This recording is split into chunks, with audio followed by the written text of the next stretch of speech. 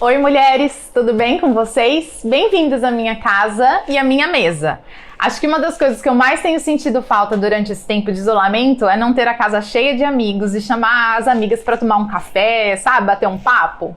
Por isso que eu tô muito feliz de poder compartilhar um pouquinho sobre as escrituras aqui, sentada na minha mesa. E é sobre esse assunto que eu gostaria de falar com vocês hoje, a mesa. Quando nós lemos a Bíblia, nós vemos a mesa e jantares e banquetes serem mencionados em diversas situações. Depois que Jó tem a sua vida restaurada, ele chama seus amigos para uma refeição na sua casa. Esther usou um jantar como parte da sua estratégia para falar com o rei, como a Lucy Cleide compartilhou aqui algumas semanas atrás.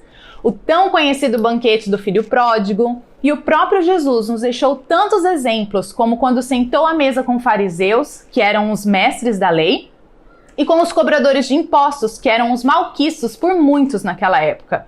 Ele foi a um casamento, e é claro que nós não podemos esquecer da última ceia com seus discípulos antes de ser levado à cruz. É à mesa que nós temos grandes oportunidades de termos conversas profundas, de ensinarmos e de sermos ensinadas, de termos momentos divertidos, de dar risada. É onde nós temos a oportunidade para sermos exortadas e restauradas. É a mesa que ficava os pães da proposição, ou literalmente o pão da presença, lá no templo no Antigo Testamento, que simbolizava a aliança de Deus com o seu povo, como diz em Êxodo 25:30. Um pouco mais à frente na sua Bíblia, quando lemos Deuteronômio 6, vemos o Senhor nos dando uma instrução bem clara com relação à sua lei e aos nossos filhos. E quero ler esse texto com vocês. Deuteronômio 6, de 5 a 7. Diz assim: Amarás o Senhor teu Deus de todo o teu coração, com toda a tua alma e com todas as tuas forças.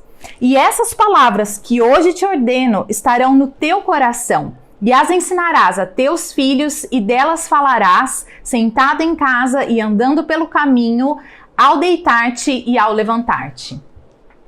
Esse texto ele é muito interessante, porque um pouco antes, no capítulo 5 de Deuteronômios, o Senhor havia acabado de dar os 10 mandamentos para o povo, dizendo que eles deveriam aprendê-los e cumpri-los. E daí no texto que lemos, diz assim que devemos amar ao Senhor nosso Deus, mantendo a sua palavra no coração e ensinando nossos filhos. Mas como? Se você tem filho, assim como eu, certamente você vai lembrar daquela musiquinha que diz: ao sentar, ao levantar e andando pelo caminho. Você sabe que eu sempre dei muita atenção para a parte que diz que devemos ensinar os nossos filhos andando pelo caminho. No entanto, o texto também diz que devemos ensiná-los sentados em casa.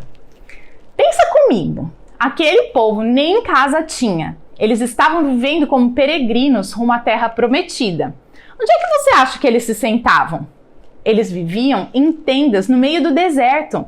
Então não fica muito difícil da gente afirmar que eles não estavam sentados lá no sofá reclinável, gigante da sala deles, e que nem eles ligavam a tela da Smart TV deles para passar os 10 mandamentos na última versão do YouTube. Por favor, não quero que você me compreenda mal. Eu não estou falando para você que você não pode sentar no seu sofá super confortável e ligar a TV para aprender um pouco mais as escrituras. Pelo contrário, eu acho que nós podemos e até devemos fazer isso também. Mas como mães e mulheres, nós não podemos fazer substituições, quando a Bíblia nos deixa tão claro o caminho a seguir. Nós temos uma grande responsabilidade de passar adiante aquilo que nos foi ensinado, seja para os nossos filhos ou para qualquer outra pessoa que entrar pela porta das nossas casas. À mesa, nós podemos meditar sobre as leis do Senhor, podemos desenvolver valores. Pega os 10 mandamentos como exemplo. Não terás outros deuses. Nós podemos falar sobre compromisso. Não adulterarás. A gente pode conversar sobre casamento e os seus valores. Não darás falso testemunho. A gente fala sobre a verdade. Honra o teu pai e a tua mãe. Compartilhe histórias sobre a tua vida, histórias que apontam para Jesus, histórias que mostram arrependimento e graça. E eu tô aqui lembrando de uma muito boa, que eu acabei mentindo pro meu pai e me dei mal, né? Certamente que eu me dei mal. Bom, por fim, Como eu disse antes, é impossível a gente pensar em estar à mesa e não se lembrar da última ceia do nosso Senhor antes dele ir para a cruz. Ele se sentou com seus amigos, os mais próximos, aqueles que aprenderam tanto com ele, ao sentar, ao levantar, andando pelo caminho e também sentado à mesa. O pão e o vinho eram itens comuns de qualquer refeição naquela época. No entanto, Jesus traz um novo sentido para essa refeição. A autora Dev Tyrus, que escreveu o livro A Experiência da Mesa, de onde eu tirei o esboço do que eu estou compartilhando com vocês, ela descreveu de uma forma imaginativa as palavras de Jesus ao partir o pão e tomar o vinho. E eu gostaria de ler com vocês. Então, falando sobre o pão, ela diz assim: estão vendo essas pontas partidas? É assim que o meu corpo ficará amanhã. Vocês não sentirão vontade de olhar para ele. Vocês não vão querer ir à cruz e testemunhar o que farão comigo. Será brutal. A maioria vai querer correr. Vocês terão o desejo de se esconder.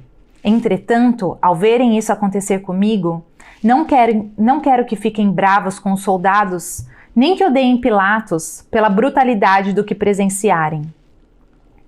Não culpem os rabinos, não é por causa deles que tudo acontecerá. O que vocês verão será meu corpo partido por vocês. Estou fazendo isso por vocês. Confiem em mim. Vocês compreenderão depois.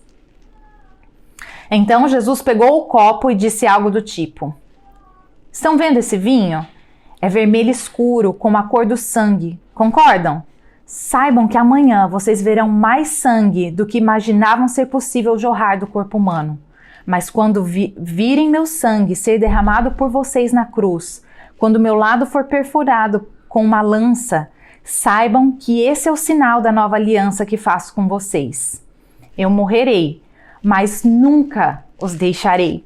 Sei que é difícil entender agora, parece impossível, mas vocês verão e um dia se lembrarão das palavras que lhes falo agora. Na verdade, quero que se lembrem de mim e do que farei por vocês. Quero que saibam que sempre podem vir até mim, mesmo depois que eu me for. A passagem literal desse momento nós encontramos em 1 Coríntios 11, de 23 a 25, que você pode ler depois com mais calma. Mas existem duas coisas que me chamam muita atenção nesse texto. Jesus disse que estaria passando por esse momento de tanta aflição por amor a mim e a você.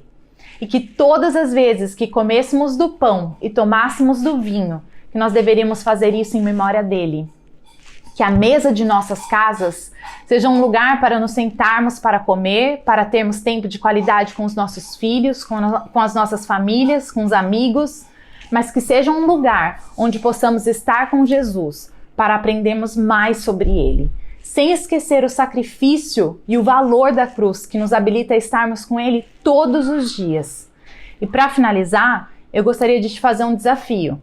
Na próxima vez que você se sentar à mesa para fazer uma refeição ou para estar com a família e os amigos, e dali em diante, que você agradeça sim a Jesus pela provisão e pelo alimento, como costumeiramente nós fazemos, mas que você nunca se esqueça de agradecer ao Senhor por sua presença redentora em nossas mesas. Que Ele encontre lugar à mesa da minha casa e da sua também. Para finalizar, eu gostaria de te fazer um desafio. Na próxima vez que você se sentar à mesa para fazer uma refeição ou para estar com a família e amigos, e que dali em diante, que você agradeça sim a Jesus pela provisão e pelo alimento, como costumeiramente nós fazemos, mas que você nunca se esqueça de agradecer ao Senhor por sua presença redentora em nossas mesas. Que Ele encontre lugar à mesa da minha casa e da sua também. E que em toda e qualquer situação, que Ele sempre esteja no lugar de maior honra. Eu gostaria de orar com vocês. Pai, muito obrigada, Senhor, pela Tua presença. Obrigada, Senhor, pelo Seu sacrifício lá na cruz, Senhor. Obrigada, Jesus, porque é tão bom ter o Senhor como amigo, Pai. É tão bom ter o Senhor à nossa mesa, nas nossas vidas, nos nossos corações, Pai, fazendo diferença todos os dias, Pai. Eu peço que em nome do Senhor, que o Senhor esteja presente nas nossas casas, as nossas mesas, Senhor, em todo momento, Pai, que a gente pense no Senhor e dê graças ao Senhor por tudo que o Senhor fez por nós naquela cruz, Senhor. Muito obrigada pelas oportunidades que nós temos de compartilhar das tuas leis, da tua palavra com os nossos filhos, com os nossos amigos, Senhor, com a nossa família, Jesus. Obrigada, Senhor. Obrigada pelo Senhor, por nós morarmos num país livre, onde podemos conversar sobre o Senhor. Que nós possamos cada vez mais compartilhar de quem o Senhor é, Senhor, as mesas das nossas casas, Pai. Que o Senhor tenha o lugar de maior honra nas nossas vidas, Pai. Muito obrigada, Jesus, pela vida de cada família, Senhor, que está assistindo. Obrigada pela mesa em cada lar, Senhor. Que em nome de Jesus, que nós possamos ter momentos preciosos e totalmente voltados ao Senhor, daqui para frente ao redor das nossas mesas, Senhor. Eu te agradeço muito, Pai, em nome de Jesus. Amém. Deus abençoe vocês.